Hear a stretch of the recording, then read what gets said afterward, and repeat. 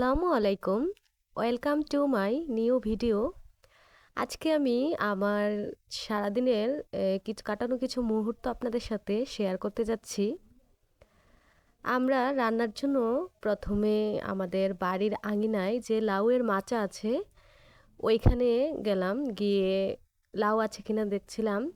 এর আগে আমরা গাছ থেকে 3টি লাউ নিয়েছি, রান্না করেছি। তারপর আমরা চলে আসলাম সরিষা বীজ রোদে শুকাতে দেওয়ার জন্য। তারপর লাউ যেহেতু পাই নাই, আমরা রান্নার জন্য আমার ভাবি বাঁধাকপি কাটছেন, বাঁধাকপি ভাজি হবে আজকে। তারপর আমি কিছু আলু নিয়ে নিয়েছি কাটার জন্য, পিস পিস করে কাটবো।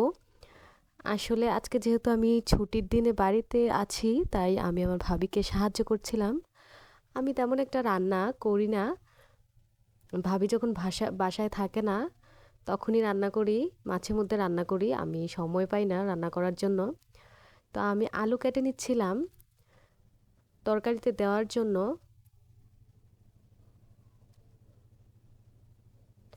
আসলে আমাদের গ্রামীণ মেয়েদের জীবনটাই এমন, সকালে ঘুম থেকে উঠে ঘুমাতে যাওয়ার আগে রান্নার কাজকর্ম শেষ করে তারপর ঘুমাতে যেতে হয়।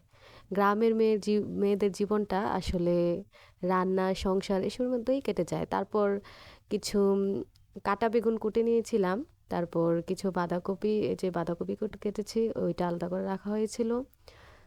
আমরা মাটির চুলায় রান্না করব। আমার ভাবি রান্না বসিয়ে দিয়েছে, এক চুলায় ভাত হচ্ছে, আরেক চুলায় আমরা যে লাউ শাক, ওই লাউয়ের মাথা থেকে কিছু লাউ শাক তুলে নিয়েছিলাম, ওই লাউ শাক সেদ্ধ করছে, এগুলোকেও আমরা ভাজি করব।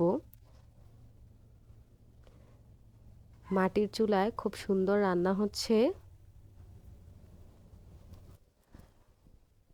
তো মাটির চুলাতে আমরা আমাদের রান্নার কার্যক্রম চালিয়ে যাচ্ছিলাম।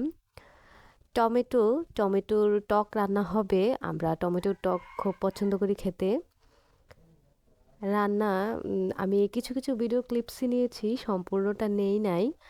তো আমরা যেই লাউ শাক ভাজি হচ্ছিল, লাউ শাক আমার খুব প্রিয়, আমাদের ঘরের সবারই খুব প্রিয়।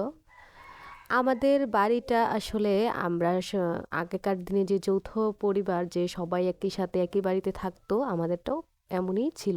আমার দাদাদের ছিল 2 ভাই, আমার বাবা চাচারা 3 ভাই, আর আমার যে অন্য দাদার যে ছেলেরা আছে ওনারাও 3 ভাই। এখন আমাদের বাড়িতে মাত্র আমরা 3টা ফ্যামিলি থাকি 6টা ফ্যামিলি থেকে। 2জন অন্যত্র গিয়ে নতুন বাড়ি করেছে, আর এখনও আগেকার দিনের মতো আমাদের মাটির ঘরগুলো রয়েছে। এই যে উঠানের মধ্যে বাচ্চারা খেলাধুলা করছে। আসলেই আগেকার দিনের মাটির ঘরগুলাই সুন্দর ছিল। বাড়ির আঙিনায় গোলাপের চাষ করা হয়েছিল, খুব সুন্দর সুন্দর গোলাপ ফুল ফুটেছে। আসলেই মানুষের জীবনটা যদি গোলাপের মতো সুন্দর হতো কতই না ভালো হতো।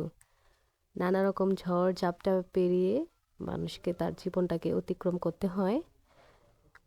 তো সবাই দোয়া করবেন। আজকের ভিডিও এই পর্যন্তই। আসসালামু আলাইকুম, সবাই ভালো থাকবেন। আল্লাহ হাফেজ।